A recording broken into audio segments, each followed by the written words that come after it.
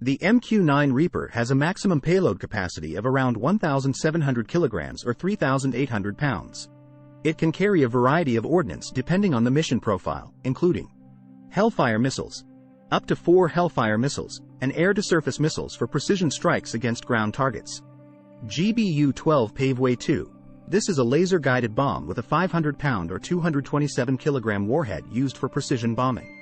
GBU-38 Joint Direct Attack Munition. The JDAM kits converts unguided bombs into precision-guided munitions. GBU-49 Enhanced Paveway 2. This is a dual-mode GPS and laser-guided bomb providing increased precision. GBU-39 Small Diameter Bomb. The SDB is a compact, precision-guided munitions with a range of approximately 60 nautical miles. GBU-44B Viper Strike. This is a precision-guided munition for anti-personnel and light armored vehicle engagements. It has a 44-pound or 20-kilogram warhead and can be used for close air support missions.